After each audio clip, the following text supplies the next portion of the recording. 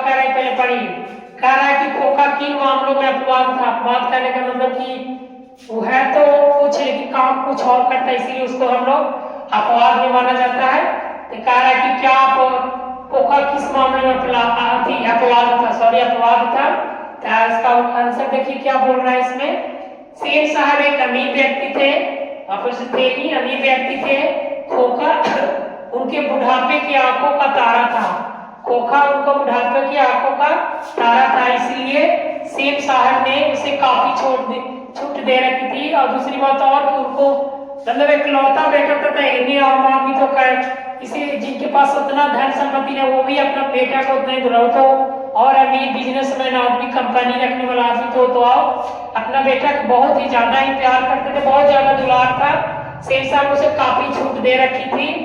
पांच बहनों में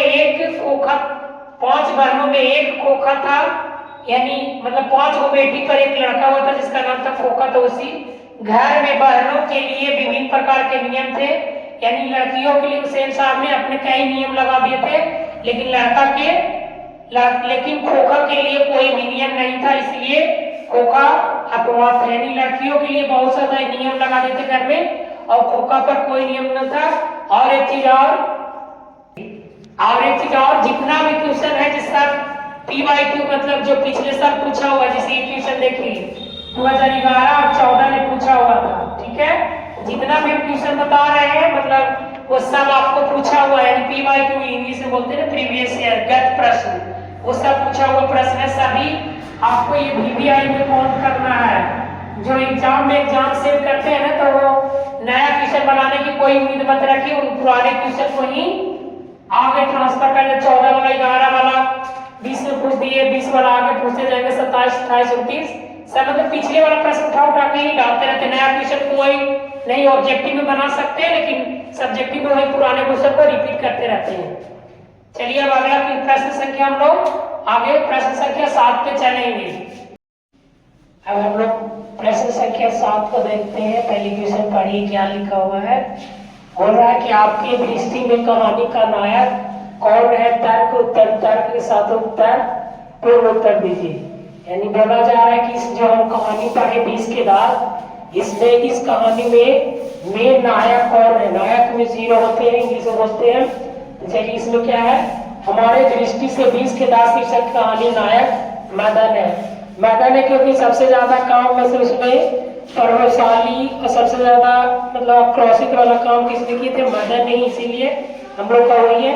इसमें मदन का ही चरित्र जो सबसे प्रभावशाली है पूरी कथा में। इसमें मदन का चरित्र का महत्व नहीं करने का मतलब कि पूरी कहानी में सबसे ज्यादा अगर चरित्र का महत्व है तो सबसे ज्यादा किसका है?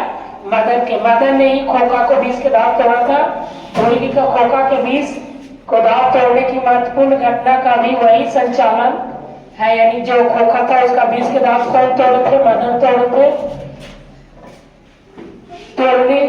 दांत को तोड़ने के महत्वपूर्ण घटना का वही संचालक था। यानी मदन के जो दांत थी, मदन ने जो खोखा को दांत तोड़ा था, मदन तो वह कासू के अत्याचार सहन नहीं कर सकता था। कासू जो खोखा था, सेठ साहब के बेटा, उसका अत्याचार वो सहन नहीं कर सकता, उसका अत्याचार सहन नहीं कर सकता।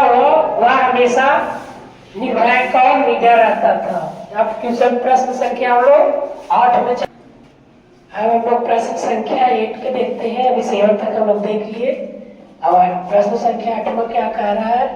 कह रहा है कि मदन और ड्राइवर के बीच में विवाद के द्वारा कहानीकार क्या बताना चाहते थे? मदन और ड्राइवर के बीच में जो शोफर बोलते हैं बंगाली में उसको, ड्राइवर को, वो दोनों में झगड़ा हुआ था ना। जब जो उनका नया कार था सेठ साहब, उसमें वो मदनी को जाके छू दिया था, तो धक्का दे दिया था ना, और उससे झगड़ा भी हुआ था। तो वही इसी के बारे में पूछ रहा है। इसमें कहानी क्या बताना, कहानीकार क्या बताना चाहते हैं?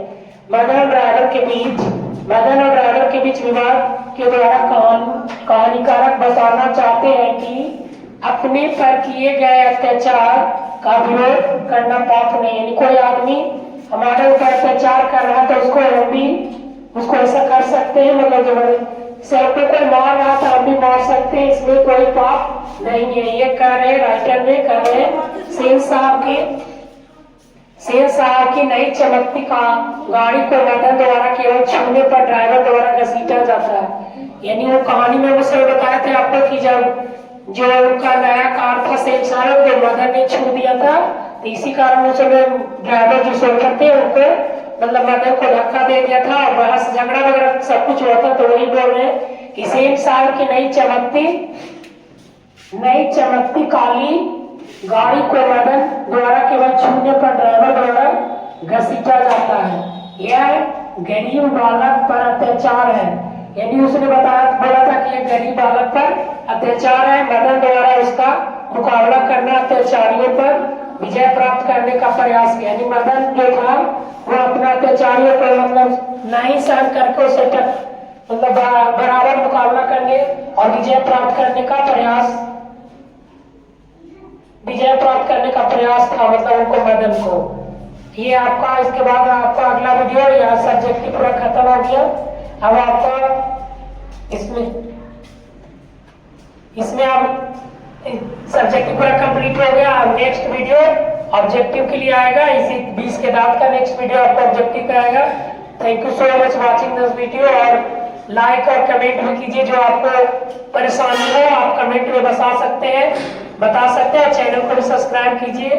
Thank you.